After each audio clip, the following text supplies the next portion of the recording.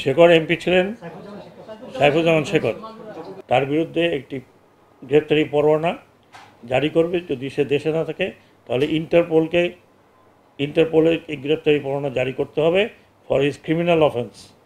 আপনি এটা দিয়েছেন? হ্যাঁ, এটা অলরেডি হুলিয়া জারা করা হচ্ছে, স্বরাষ্ট্র মন্ত্রণালয়কে বলা হয়েছে। আমি কাল রাত 12টা পর্যন্ত সচিবের সাথে টেলিফোনে ছিলাম, ওনাকে আমি বলছি আমি এক পয়সাও দেবো না। তো পরবর্তীতে যখন বললেন যে কিছু লোক কমিটি রেসপন্সিবিলিটি নিয়েছে, সেই কারণে আমি এগ্রি করেছি রোয়ারকে এটা দেওয়ার জন্য, এবং বিজেএমকে লোন দেওয়া হয়েছে, বিজেএমকে, আমি কিন্তু কোনো দেয়নি। দ্বিতীয়ত হচ্ছে, অলরেডি আমি সচিব মহোদয়কে বলেছি যে ইমিডিয়েটলি তার বিরুদ্ধে একটি গ্রেপ্তারি পরোয়ানা জারি করবে। যদি সে দেশে না থাকে তাহলে ইন্টারপোলের এই গ্রেপ্তারি পরোয়ানা জারি করতে হবে ফর হিজ ক্রিমিনাল অফেন্স। আপনি এটা দিয়েছেন? হ্যাঁ, এটা অলরেডি হুলিয়া জারা করা হচ্ছে, স্বরাষ্ট্র মন্ত্রণালয়কে বলা হয়েছে, এবং নাম হচ্ছে শেখর।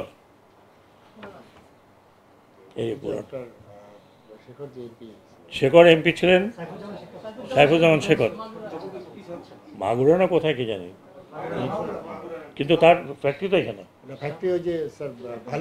ভালুকাতে, তার ফ্যাক্টরি রোয়ার ফ্যাক্টরি। এবং শেখর সাহেব পলাতক আছেন, কোথায় আছেন জানি না। তার বিরুদ্ধে হুলিয়া জারি করা হয়েছে এবং আমরা ইন্টারপোলে অ্যাপ্রোচ করব থ্রু হোম মিনিস্ট্রিকে রিকোয়েস্ট করা হয়েছে যে ইন্টারপোলের জন্য করা হয়। কারণ উনি এসব ফেলে থেকে চলে যাবেন, তার শ্রমিককে ফেলে থেকে চলে যাবেন, তিনি টাকা পয়সা ব্যাংক থেকে নিয়ে গেছেন।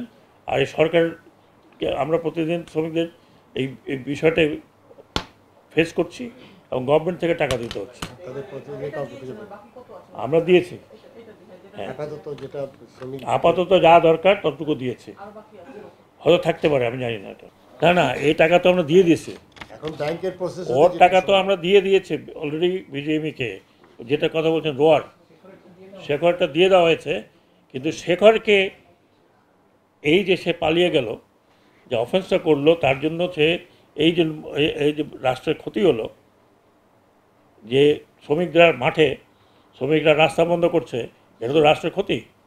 এই ক্ষতির কারণ সে, কাজেই তার বিরুদ্ধে যা মামলা যা করার সেটা বলা হয়েছে স্বরাষ্ট্র মন্ত্রণালয়কে, এবং দরকার হলে ইন্টারপোলে খবর দেওয়া হবে to get out of it.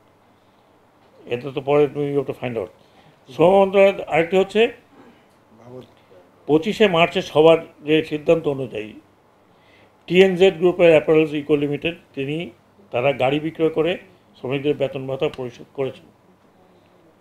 এটা বোধহয় বাংলাদেশে এর আগে কোনোদিন হয়েছে কিনা আমি জানি না। তিনি গাড়ি বিক্রি করেছেন না বাড়ি বিক্রি করেছেন? গাড়ি বিক্রি করছে, এবং স্যার এখন তিনি অসুস্থ অবস্থায় হসপিটালে আছেন। আমরা আশা করছি যে উনি সুস্থ হবেন তাড়াতাড়ি।